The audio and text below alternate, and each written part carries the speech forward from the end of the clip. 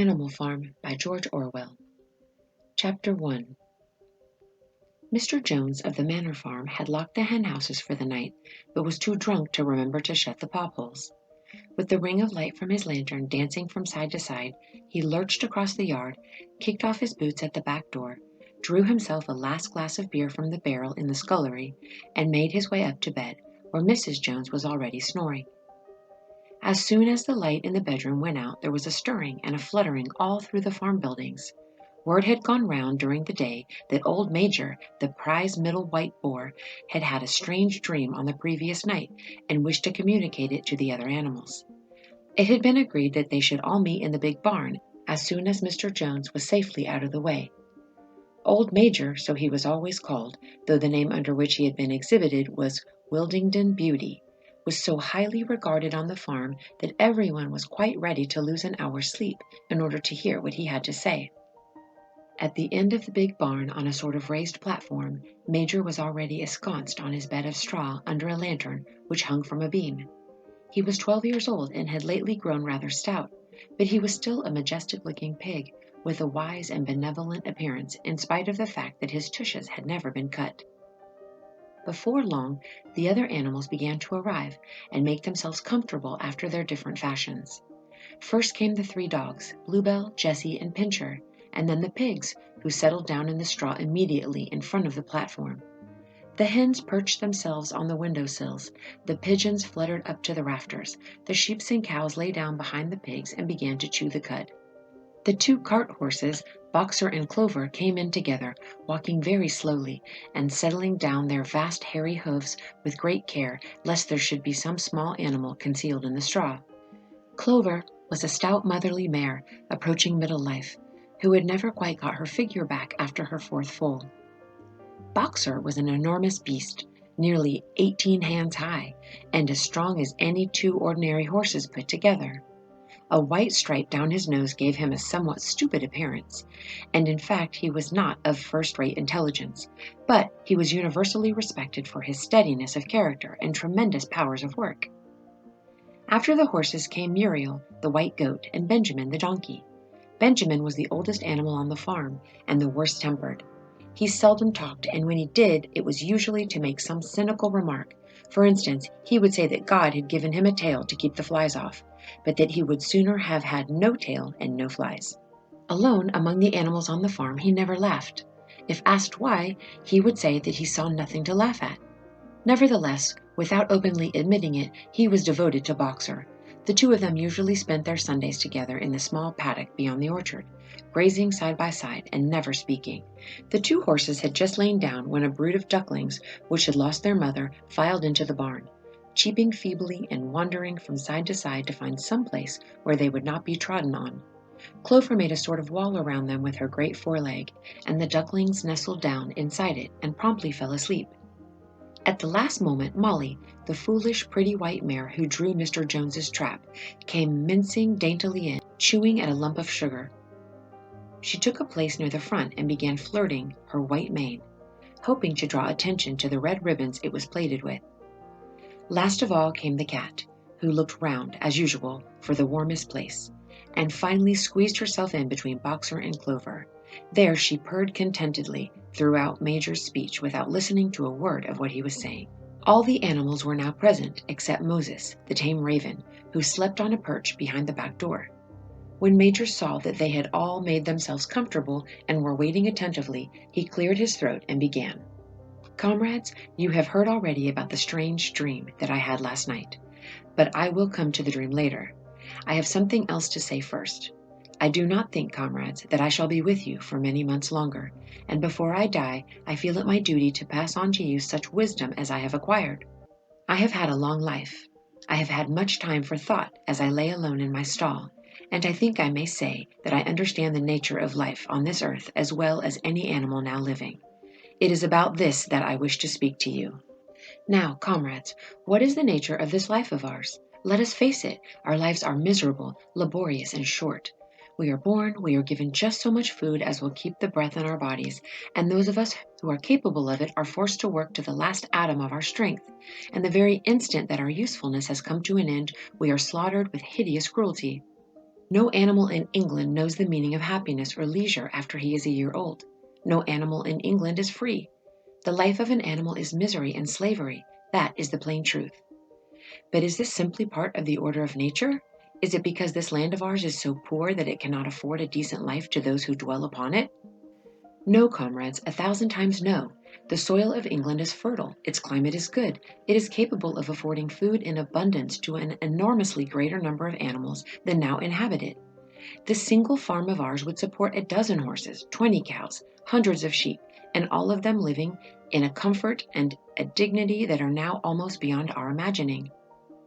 Why then do we continue in this miserable condition? Because nearly the whole of the produce of our labor is stolen from us by human beings. There, comrades, is the answer to all our problems. It is summed up in a single word: man. Man is the only real enemy we have. Remove man from the scene, and the root cause of hunger and overwork is abolished forever. Man is the only creature that consumes without producing. He does not give milk. He does not lay eggs. He is too weak to pull the plow. He cannot run fast enough to catch rabbits. Yet he is Lord of all the animals. He sets them to work. He gives back to them the bare minimum that will prevent them from starving, and the rest he keeps for himself. Our labor tills the soil, our dung fertilizes it, and yet there is not one of us that owns more than his bare skin. You cows that I see before me, how many thousands of gallons of milk have you given during the last year? And what has happened to that milk, which should have been breeding up sturdy calves? Every drop of it has gone down the throats of our enemies. And you hens, how many eggs have you laid in this last year? And how many of those eggs ever hatched into chickens? The rest have all gone to market to bring in money for Jones and his men. And you, Clover, where are those 4 foals you bore? Who should have been the support and pleasure of your old age? Each was sold at a year old, and you will never see one of them again. In return for your 4 confinements and all your labor in the fields, what have you ever had except your bare rations and the stall? And even the miserable lives we lead are not allowed to reach their natural span.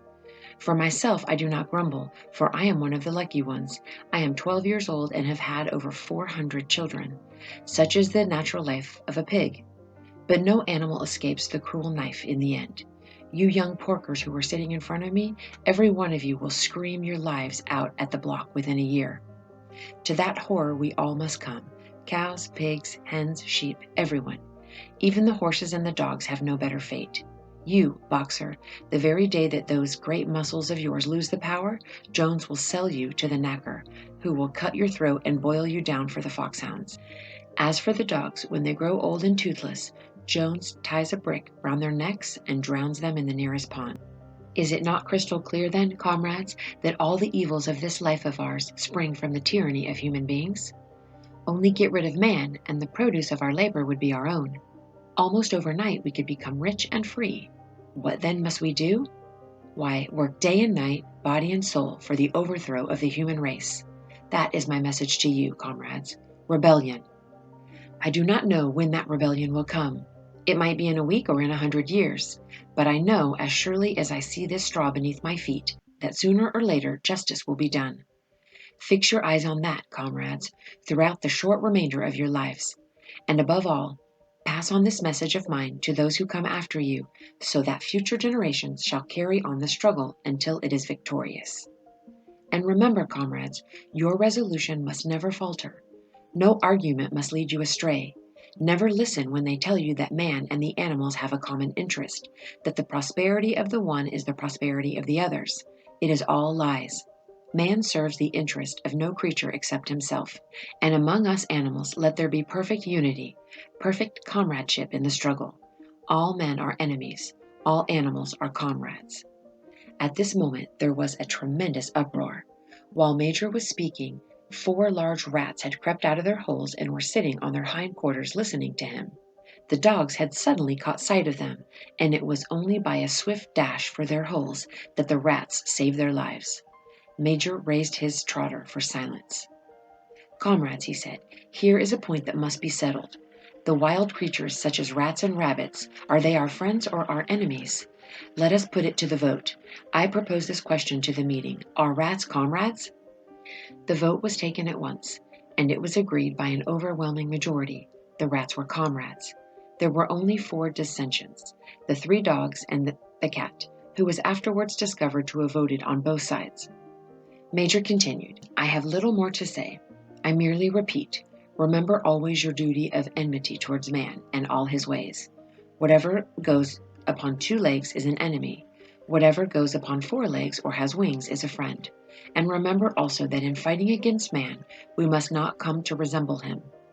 Even when you have conquered him, do not adopt his vices. No animal must ever live in a house, or sleep in a bed, or wear clothes, or drink alcohol, or smoke tobacco, or touch money, or engage in trade. All the habits of man are evil, and, above all, no animal must ever tyrannize over his own kind. Weak or strong, clever or simple, we are all brothers. No animal must ever kill any other animal. All animals are equal. And now, comrades, I will tell you about my dream of last night.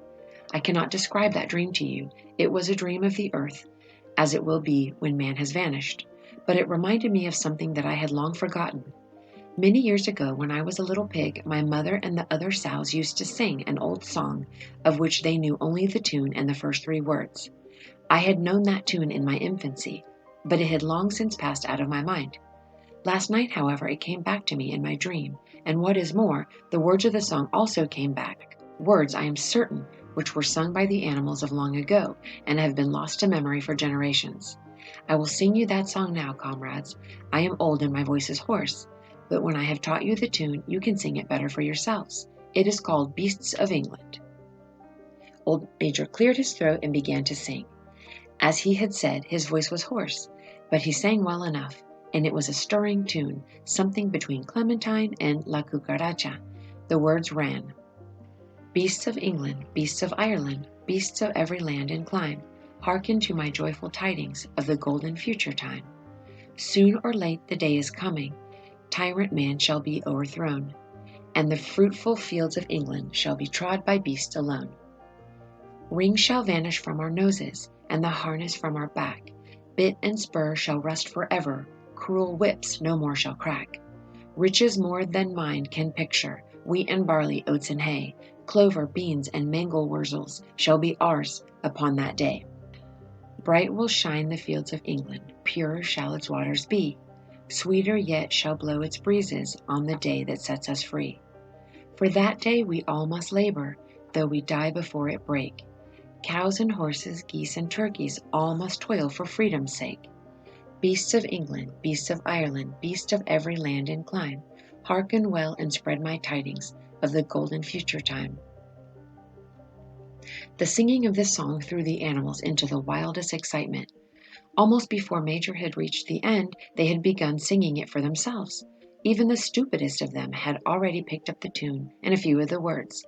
As for the cleverer ones, such as the pigs and dogs, they had the entire song by heart within a few minutes. And then, after a few preliminary tries, the whole farm burst out into Beasts of England, in tremendous unison. The cows lowed it, the dogs whined it, the sheep bleated it, the horses whinnied it, the ducks quacked it. They were so delighted with the song that they sang it right through 5 times in succession, and might have continued singing it all night if they had not been interrupted. Unfortunately, the uproar awoke Mr. Jones, who sprang out of bed, making sure that there was a fox in the yard. He seized the gun, which always stood in the corner of his bedroom. He let fly a charge of number 6 shot into the darkness. The pellets buried themselves in the wall of the barn, and the meeting broke up hurriedly. Everyone fled to his own sleeping place. The birds jumped onto their perches, the animals settled down in the straw, and the whole farm was asleep in a moment. Chapter 2. 3 nights later, old Major died peacefully in his sleep. His body was buried at the foot of the orchard. This was early in March. During the next 3 months there was much secret activity. Major's speech had given to the more intelligent animals on the farm a completely new outlook on life. They did not know when the rebellion predicted by Major would take place. They had no reason for thinking that it would be within their own lifetime, but they saw clearly that it was their duty to prepare for it. The work of teaching and organizing the others fell naturally upon the pigs, who were generally recognized as being the cleverest of the animals. Preeminent among the pigs were 2 young boars named Snowball and Napoleon, whom Mr. Jones was breeding up for sale. Napoleon was a large, rather fierce-looking Berkshire boar, the only Berkshire on the farm. Not much of a talker, but with a reputation for getting his own way. Snowball was a more vivacious pig than Napoleon, quicker in speech and more inventive, but was not considered to have the same depth of character. All the other male pigs on the farm were porkers. The best known among them was a small fat pig named Squealer, with very round cheeks, twinkling eyes, nimble movements, and a shrill voice. He was a brilliant talker, and when he was arguing some difficult point, he had a way of skipping from side to side and whisking his tail, which was somehow very persuasive. The others said of Squealer that he could turn black into white. These three had elaborated Old Major's teachings into a complete system of thought, to which they gave the name animalism. Several nights a week after Mr. Jones was asleep, they held secret meetings in the barn and expounded the principles of animalism to the others. At the beginning, they met with much stupidity and apathy.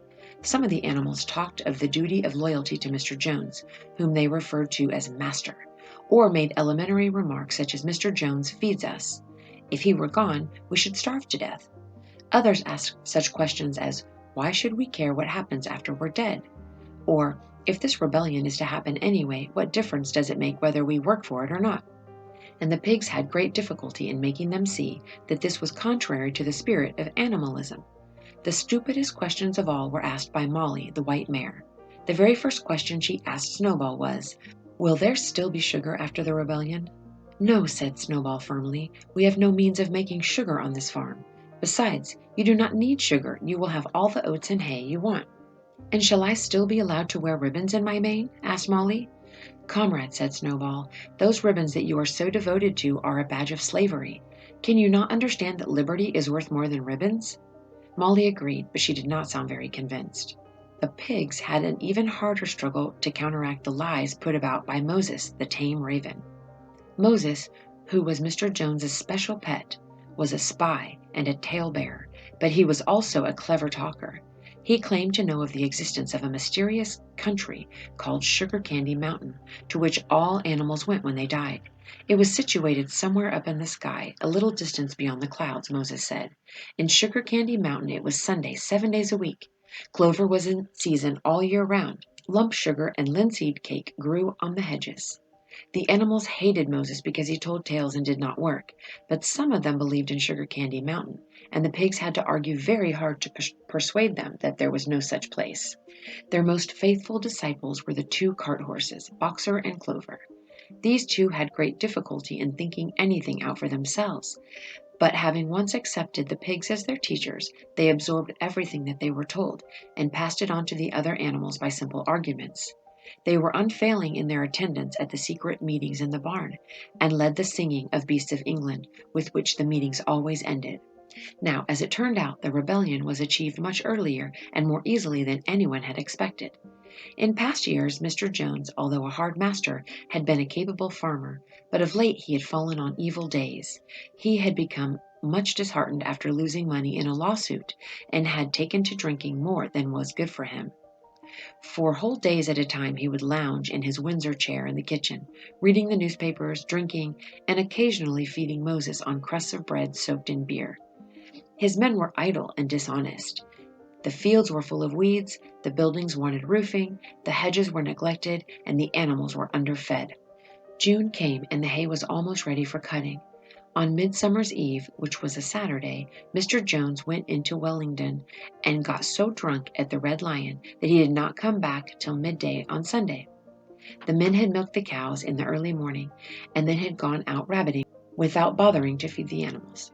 When Mr. Jones got back, he immediately went to sleeping on the drawing-room sofa with the news of the world over his face, so that when evening came, the animals were still unfed. At last they could stand it no longer. One of the cows broke in the door of the store shed with her horn, and all the animals began to help themselves from the bins. It was just then that Mr. Jones woke up. The next moment he and his 4 men were in the store shed with whips in their hands, lashing in all directions. This was more than the hungry animals could bear. With one accord, though nothing of the kind had been planned beforehand, they flung themselves upon their tormentors. Jones and his men suddenly found themselves being butted and kicked from all sides. The situation was quite out of their control. They had never seen animals behave like this before, and this sudden uprising of creatures whom they were used to thrashing and maltreating just as they chose frightened them almost out of their wits. After only a moment or two, they gave up trying to defend themselves and took to their heels. A minute later, all 5 of them were in full flight down the cart track that led to the main road, with the animals pursuing them in triumph. Mr. Jones looked out of the bedroom window, saw what was happening, hurriedly flung a few possessions into a carpet bag, and slipped out of the farm by another way. Moses sprang off his perch and flapped after her, croaking loudly. Meanwhile, the animals had chased Jones and his men out on the road and slammed the 5-barred gate behind them. And so, almost before they knew what was happening, the rebellion had been successfully carried through. Jones was expelled, and the manor farm was theirs. For the first few minutes, the animals could hardly believe their good fortune. Their first act was to gallop in a body right round the boundaries of the farm, as though to make quite sure that no human being was hiding anywhere upon it. Then they raced back to the farm buildings to wipe out the last traces of Jones's hated reign. The harness room at the end of the stables was broken open. The bits, the nose rings, the dog chains, the cruel knives with which Mr. Jones had been used to castrate the pigs and lambs were all flung down the well. The reins, the halters, the blinkers, the degrading nose bags were thrown on to the rubbish fire, which was burning in the yard. So were the whips. All of the animals capered with joy when they saw the whips going up in flames. Snowball also threw on to the fire the ribbons with which the horses' manes and tails had usually been decorated on market days. Ribbons, he said, should be considered as clothes, which are the mark of a human being. All animals should go naked. When Boxer heard this, he fetched the small straw hat which he wore in summer to keep the flies out of his ears, and flung it on the fire with the rest. In a very little while, the animals had destroyed everything that reminded them of Mr. Jones. Napoleon led them back to the store shed and served out a double ration of corn to everybody, with 2 biscuits for each dog. Then they sang Beasts of England, from end to end, 7 times running, and after that they settled down for the night and slept as they had never slept before. But they woke at dawn as usual, and suddenly remembering the glorious thing that had happened, they all raced out to the pasture together. A little way down the pasture there was a knoll that commanded a view of most of the farm. The animals rushed to the top of it and gazed round them in the clear morning light. Yes, it was theirs. Everything that they could see was theirs. In the ecstasy of that thought, they gamboled round and round. They hurled themselves into the air in great leaps of excitement. They rolled in the dew. They cropped mouthfuls of the sweet summer grass. They kicked up clods of the black earth and snuffed its rich scent. Then they made a tour of inspection of the whole farm and surveyed with speechless admiration the plowland, the hayfield, the orchard, the pool, the spinney. It was as though they had never seen these things before, and even now they could hardly believe that it was all their own. Then they filed back to the farm buildings and halted in silence outside of the door of the farmhouse. That was theirs too, but they were frightened to go inside. After a moment, however, Snowball and Napoleon butted the door open with their shoulders, and the animals entered in single file, walking with the utmost care for fear of disturbing anything. They tiptoed from room to room, afraid to speak above a whisper, and gazing with a kind of awe at the unbelievable luxury, at the beds with their feather mattresses, the looking-glasses, the horsehair sofa, the Brussels carpet, the lithograph of Queen Victoria over the drawing-room mantelpiece. They were lost coming down the stairs when Molly was discovered to be missing. Going back, the others found that she had remained behind in the best bedroom. She had taken a piece of blue ribbon from Mrs. Jones's dressing table and was holding it against her shoulder and admiring herself in the glass in a very foolish manner. The others reproached her sharply, and they went outside. Some hams hanging in the kitchen were taken out for burial, and the barrel of beer in the scullery was stove in with a kick from Boxer's hoof. Otherwise, nothing in the house was touched. A unanimous resolution was passed on the spot that the farmhouse should be preserved as a museum. All were agreed that no animal must ever live there. The animals had their breakfast, and then Snowball and Napoleon called them together again. "Comrades," said Snowball, "it is 6:30, and we have a long day before us. Today we begin the hay harvest, but there is another matter that must be attended to first." The pigs now revealed that during the past 3 months they had taught themselves to read and write from an old spelling book which had belonged to Mr. Jones's children, and which had been thrown on the rubbish heap. Napoleon sent for pots of black and white paint, and led the way down to a 5-barreled gate that gave onto the main road. Then Snowball, for it was Snowball who was best at writing, took a brush between the 2 knuckles of his trotter, painted out Manor Farm from the top bar of the gate, and in its place painted Animal Farm. This was to be the name of the farm from now onwards. After this they went back to the farm buildings, where Snowball and Napoleon sent for a ladder, which they caused to be set against the end wall of the big barn. They explained that by their studies of the past 3 months, the pigs had succeeded in reducing the principles of animalism to 7 commandments. These 7 commandments would now be inscribed on the wall. They would form an unalterable law by which all the animals on Animal Farm must live forever after.